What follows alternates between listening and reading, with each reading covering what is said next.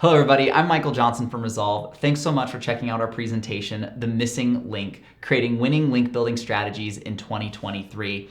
A little introduction about myself and Resolve. I spent the last 10 years in the digital marketing industry, helping some of the biggest brands in the world develop winning link building strategies that drive results in organic search. And today, I want to talk to you a little bit about some of the lessons that I've learned as I've worked with these brands and helped them solve their challenges to show you what the brands that are driving the most traffic are doing right and what the brands that aren't are potentially doing wrong so that you can overcome those issues to have the most success possible. You may have seen me around. I've spoken at a lot of conferences over the years. I've spoken at SMX, Content Marketing World, Search Engine Journal. And really what I want to do today is just share with you this knowledge that I've gained over the last decade. I've spoken at a lot of different conferences. I've been at a lot of trade shows, talking with people, engaging with them. And these are lessons that I've learned every step along the way. So I always like to start by understanding how does Google think about SEO? What are the primary things that they look at to rank websites? Interestingly enough, Andre Lepatzev from Google was asked in an interview, what are the primary ranking factors? And his answer, he said, I can tell you what they are. It's content and it's links pointing to your website. And that really makes sense because when you think about the core of Google's algorithm, what set them apart from the very beginning was that they had links as a core part of their algorithm and how their bots navigate the web. So what we're going to talk about today is how to create content that people will want to link to. That's the most important step of a whole link building process, is having content that's worthy of links. Next is how to promote your content so you can earn those backlinks. And then last is how to maximize the results of your effort. So it's one thing to be getting backlinks, but if you really want it to work, it can't just be in a silo. It needs to connect with and work with other parts of your SEO and digital marketing strategy. So answering the first question is, what is linkable content? Linkable content is top of the funnel. It is audience focused. It provides valuable information, and that means that it actually solves problems for people or answers their questions. With any piece of content you're creating, you've got to think about who's the end audience here and what are they going to gain by looking into my content. So you might have asked that question, like top of the funnel, what exactly do we mean by that? Because you hear that phrase a lot in the marketing industry. What top of the funnel means is that this is content that lives in the awareness portion of your content. So this isn't content that's trying to convert people to get them to buy your product. It's not even educating them about your product or service. It's content that attracts. That word that you see right here in the slide, attract, that is a key word here. You want to create this content that not only attracts people, but attracts links to your website. So that should be the core focus of this piece. Now with this piece of content, it is that introduction to your brand for people. So you have to ask yourself that question, is what is the impression that I'm gonna make with this piece of content that I'm creating to earn backlinks? If you create a piece that is conversion centric and just trying to sell your product, you're gonna come off kind of pushy salesy. However, on the other hand, if you are creating something that is truly helpful and insightful, it's solving problems, answering questions, like I said before, you're gonna be viewed as a trusted source of information for people and someone that they'll want to continue to engage with. So think about that as you're creating your linkable content piece. How does this attract people or attract links to my site? The next thing I mentioned is that it should be audience focused.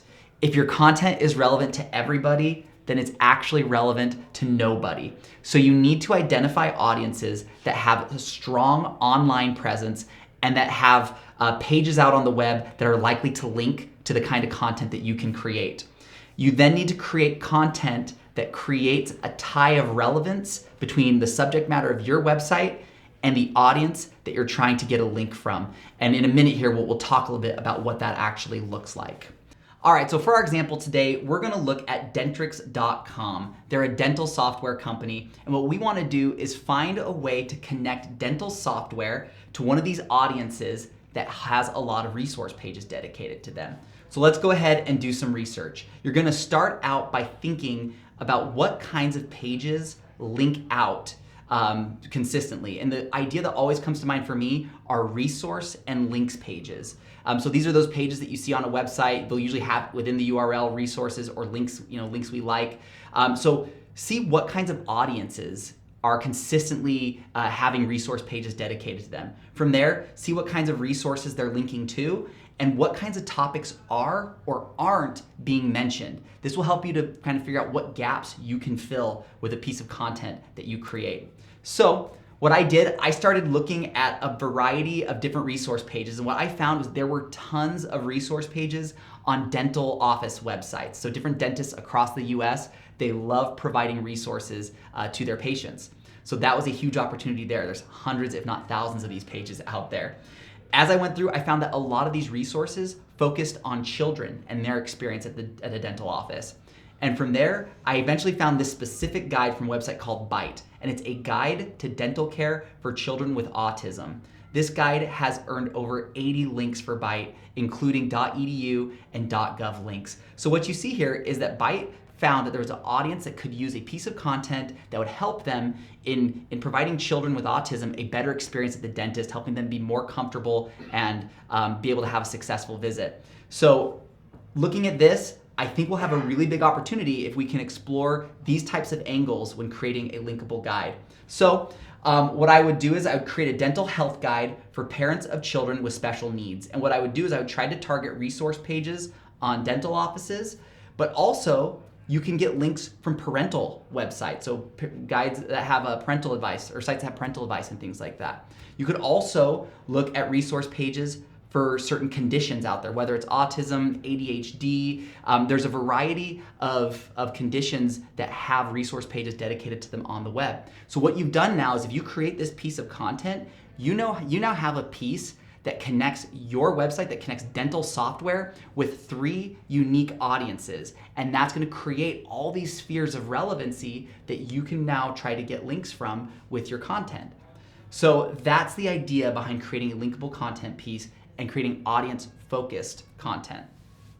So to summarize it, creating linkable content is about creating top-of-the-funnel, audience-focused content. Start out by looking at what kinds of pages people generally link from, and then try to see what trends you can collect from that. Like I said, we saw a trend amongst children and a trend amongst people with certain conditions.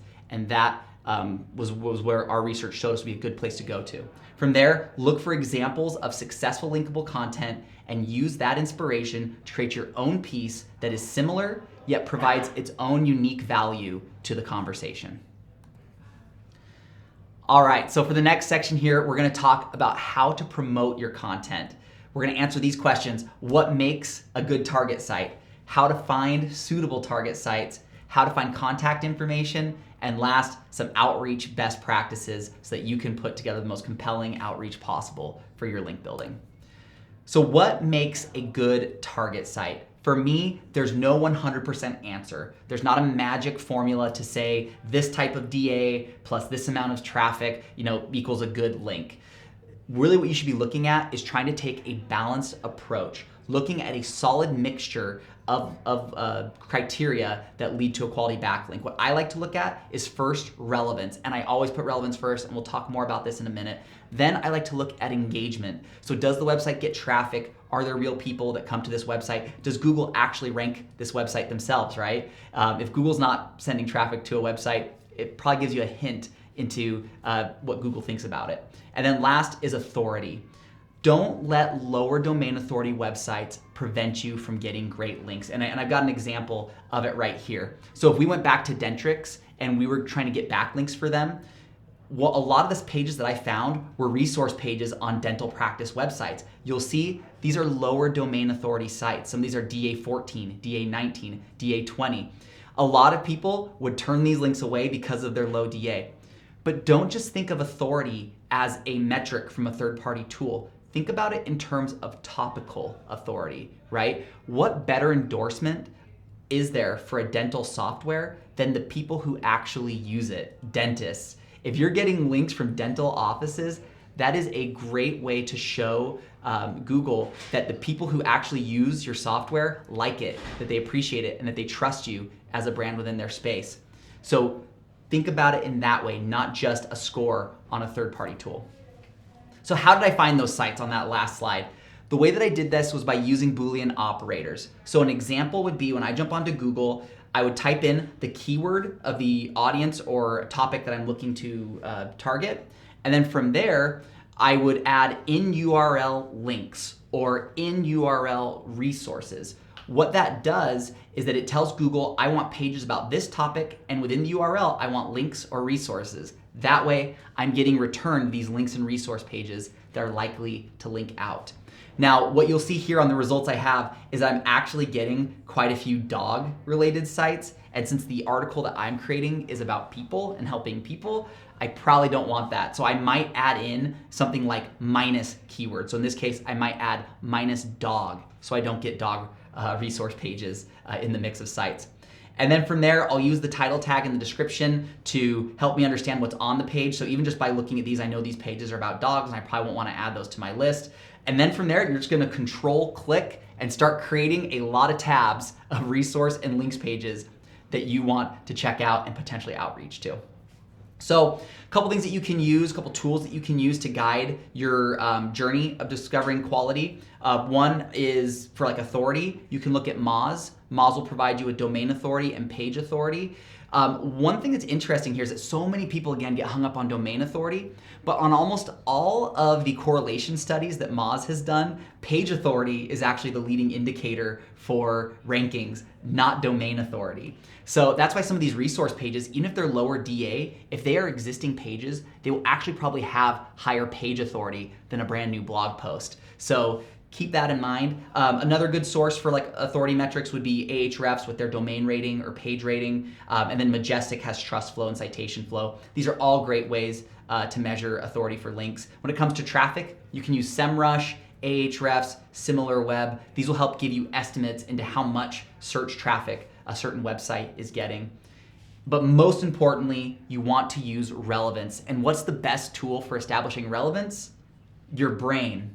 What I love about relevance is that it is a true human factor in link building. It holds us accountable to providing real value to users, and it'll make your outreach that much better. When you're outreaching about relevant subject matters and topics, you can really build a connection with somebody and give something that will be meaningful to their audience. So relevancy first. I mean, I will sacrifice authority for relevance any day of the week when it comes to a link building campaign. All right, so the next thing we're gonna talk about here is how to find contact information. There's a few tools that can help you do this. So if you have like a BuzzStream account or anything like that, that can help you. But if you have to do it yourself manually, here's a few things to do. First of all is be curious. Scroll around the page that you're on to see if there's any hints. So one example of one of the pages that I was finding as I was doing research was I found this on a page. It says, if you have any questions about anything on this page, please contact me. That is the ideal. If you can get the direct contact information of the person that manages the page that you want the link from, that is who you should contact because they're the ones who will be most familiar and most likely to be able to help you. If you can't find that, then try to find somebody who is in charge of the website or would be able to help you with that. And so you can maybe find some contact information on the homepage of the website. Maybe it's a certain section of the site, but go ahead and try to find that and find an email that you can reach out to somebody directly. And then last is if you need to, you can use the contact form. Those are usually the last line of defense, just because a lot of those will go to a spam folder or people just ignore those anyways. So if you have to do it, you can use that, but definitely try to find some more direct contact information just by looking through the website, exploring, and trying to find different places where contact information might exist. All right, so we're gonna talk about now about how to do the outreach, how to promote these content pieces that you create.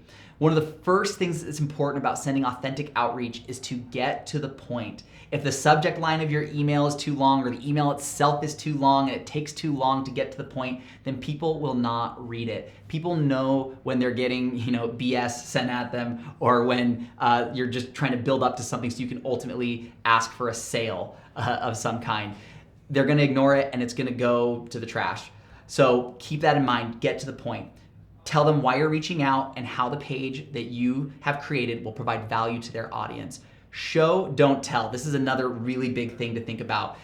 Provide links to the page that you want the link to, and then provide the URL to the page that you want the link from. make it easy for them to do what it is you're asking about. This is like CRO for link building, right? When it comes to your website, you want to put your calls to action in places that are easy to find so your user can do the action that you want them to do. Link building is exactly the same way. Make it easy for the person to provide a backlink to your website. Avoid promotional or vague language. If it feels like a sales pitch, then it's gonna go where those emails that I talked about earlier were gonna go, straight to the trash and deleted out of the inbox. And then last, again, I cannot stress this enough, get to the point.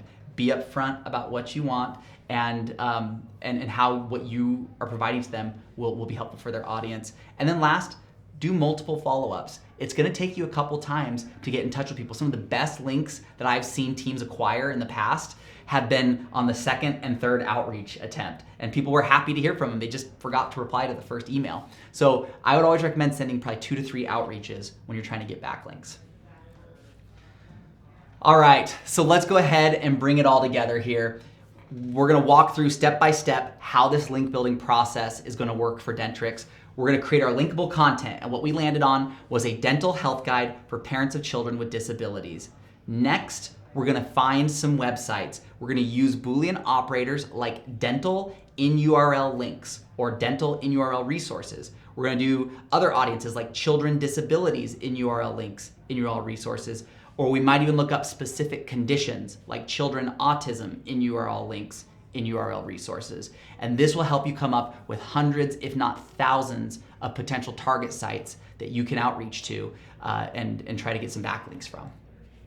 So I went ahead, I found some websites. Of course, here's my dental office websites here, your Smile Docs, great smile for you. These are solid, relevant pages. Again, that topical authority of having real professionals that use this software potentially that would be linking to it. These are great links. And then I got some links from different organizations about disabilities and how to help children. I got some special education links here. But some of these really exciting ones down here are some of these EDU links I was able to find. I found one on universityofhouston.edu. And I think that's a DA 88 or 80 or 90 site. So really, really high DA there. And let's go ahead and pursue this link. So I'm gonna pull up the page and I'm gonna look at what kinds of resources they're currently linking to. As I scanned through it, it was a very robust page with a lot of resources and external sites. So we might actually have a shot here to get this link. The next thing that I looked at was where can I find contact information to get in touch with the right person. There's a contact us button, so I clicked that and it actually took me to a page where I had emails for 3 staff members of the organization that could help me with getting the backlink. So not only did I have one person I could outreach to, but 3 who are familiar with the department that I was trying to get the link from. So this was a great opportunity. And again, just by looking around the page, I was able to find some great contact information. The next thing I need to do is send the outreach. So I went ahead and put together a fake email for Dentrix. I said, hi, I'm with Dentrix. We recently created an amazing guide about helping children with disabilities at the dentist. I included a nice little anchor text so it's easy for them to click and find my guide. I'm proud of this piece. I think it's gonna help people. I want them to be able to access it, right? Make it easy for them to find it. Next, I said, I think it'd be an awesome fit for this page, and I showed them the page I wanted the link from. I from there then provided some further context into what my guide covers. It includes tips for preparing children for their visit to the dentist, what challenges might be faced depending on different conditions, as well as what accessibility accommodations should be expected or requested when visiting the dentist. I then let them know we put a lot of work into this guide. We hope your audience enjoys it. I'll circle back around next week to see if I haven't heard anything before then. So I'm letting them know they can expect another follow-up from me, and that can encourage a response on that first email. So this is simple, it's concise, it's just a few sentences. I link to the pages involved, I explain value, and I offer to follow up with them. This is a solid outreach email that should have a good level of success. So now that we've shown you how it works, I want to explain how this fits into the greater context of an SEO strategy and how to maximize results from this type of content. One of the biggest keys to this is internal links. So you'll see in this little graphic here, right? We're bringing in authority from these third-party sites that we're getting the links from, and that comes into our link magnet piece. From there, we need to pass that authority to other pages on our site that we want to influence through internal linking. So internally link your link magnet to your middle of the funnel content and your conversion pages. Those internal links can help to spread that authority. But what's the best thing about this and about building out relevancy first link building approaches is that it's repeatable. This isn't just a campaign. This isn't just something you do as a one-off. It is a system that you can do time and time again. You find an audience, you create a piece, you pitch your piece. You find a new audience, you create a piece, you pitch that piece. You can do this time and time again to help you have a steady flow of quality backlinks from relevant audiences. And of course, internally link all of these pieces. So you're gonna have this awesome internal linking structure set up on your website now of these pieces bringing authority into your site and then internally linking and spreading that equity to important pages on your site to get the best results possible. Whenever I pull that up, it actually makes me feel like Charlie from It's Always Sunny in Philadelphia. So I got to show you that picture there. I feel a little bit conspiracy theorist, but there's no conspiracy about this. It works. I've seen it time and time again drive results for clients. The next thing we want to talk about here is your content strategy itself. Google is looking at the quality of content closer than ever now. Most recent example of this is the helpful content update from a few months ago. Google actually lists some really good questions to ask yourself. And what I love about these is that these align with the same things that I've been preaching for years. It's one of the best ways to know if your SEO strategy is on the right track is that it's not about trying to catch the latest trend. It's about having good standards focused on providing a good user experience and providing value to real people. And if you're doing that, you're gonna consistently find yourself on the right side of Google algorithm updates. But what they ask here is, do you have an existing or intended audience for your business or site that would find the content useful if they came to you, right? Audience focus. So we want to think about that. Does your content clearly demonstrate firsthand expertise and a depth of knowledge, right? So you need to have content that is that you can be an expert on, that you can actually provide value with. Does your content have a primary focus or purpose? Again, relevancy is playing a big role with that statement there. After reading your content, will someone leave feeling they've learned enough about a topic to achieve their goals? And will they leave feeling like they've had a satisfying experience? Again, does your content answer questions? Does it solve problems? If it does that, you're gonna have a lot of success. And you need to apply this both to your linkable content as well as your keyword content, even conversion pages on your website. Are you helping people fulfill the source of their query, the intent behind it? All right, the last thing I had here was just, if you're doing the same old, if you're just writing content with some keywords in the headers and expecting it to rank, like the ski instructor in South Park, you're gonna have a bad time. You really need to make sure that you are not just writing content for the sake of SEO, but thinking about those users. One thing I like to do when I'm creating a content strategy is I think about it as user first keyword research. So not SEO first keyword research, but user first keyword research. That means find out what questions your audience is actually searching for. Ask yourself, what problems can you solve for your target audience? And what related challenges might they be facing outside of the products and services that you offer? If you are only answering questions that relate to your product or service, you are missing out on so many opportunities to get in front of your target audience. I'm gonna show you an example on the next slide here that will blow your mind on a brand that does really well at this. Next is, what might they search for when trying to solve the problem themselves? Again, so many people say, well, if they're not gonna buy from me, then what's the point if they're gonna try to solve it themselves? Well, first of all, people might try to solve it themselves, realize they can't, and then realize that you have a really good grasp on it, and then end up working with you anyways. Also, even if they can solve the problem themselves this time through your knowledge, they've just increased their trust that much more in your brand and view you as an authority even more. So again, when the time comes for a buying decision, they're already familiar with you and they trust you.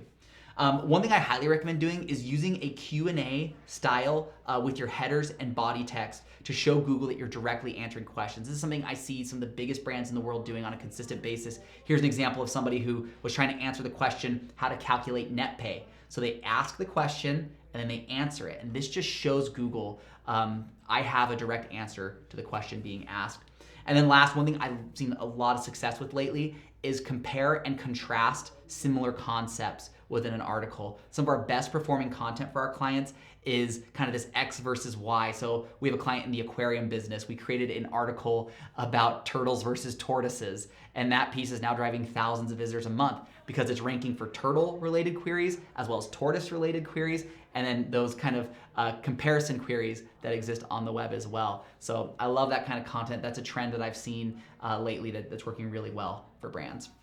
So back to the example I wanted to point out to you earlier. about why you should create content that solves related challenges for people, this is patriotsoftware.com. They drive, I think, 200,000 or 300,000 visitors a month with their blog strategy. They outrank much bigger competitors and dominate them in search through doing just that. And so you'll see, because it's a payroll and accounting software, they go ahead and just answer any question that an HR professional or accounting professional might have when doing their job. Stuff as simple as what is compensation, to corporate tax rate, to who qualifies for time and a half. They're answering these questions and they are getting tons of traffic from it. So again, make your website a resource of valuable information for people. Let that be the first impression they get when they come to your website. So let's go ahead and review this whole process start to finish. First thing you want to do when creating an effective link building system is find out what audiences have resource pages dedicated to them. Next, create a piece of content that connects your brand to that audience. From there, you're going to need to collect 100+ relevant resource pages, find contact information for all those resource pages, and then send them about 2 to 3 outreach emails to consistently get backlinks. From there, you're going to want to set up a proper internal linking structure from your linkable content pieces, and then make sure that the content that you have across your website is quality and can actually rank. Sounds like a lot of work. You can definitely do it yourself, but if you don't want to, we can do it for you here at Resolve. We have an amazing package called Content That Ranks. We follow the same framework that I talked about in this presentation here, and we can use that to help you build an effective content and link building strategy. The packages start for as little as $1,500 a month up to $20,000 per month. We can kind of help businesses of all shapes and sizes with that, and we're offering 20% off of those campaigns between now and January 2023. So if you catch this video in between that time period and want to take a shot at it, let us know. We'd love to connect with you and help you get some amazing results from your SEO efforts. A couple quick examples. These are 2 companies over the last 4 or 5 months that we've helped to increase their traffic by over 100% using this exact same framework. And we'd love to do the same for you and your brand. Thank you all so much for checking out this presentation. If you want to reach out to me, ask me for advice. I love just taking time with people, providing them with some opportunity analysis, and being a resource. You're welcome to reach out to me. My email address is michael@growresolve.com. You can reach out to me on Twitter at mfjohnson89 or on LinkedIn at Michael Johnson Resolve. Thank you all so much, and we look forward to connecting with the future and helping you create a winning SEO strategy for your brand.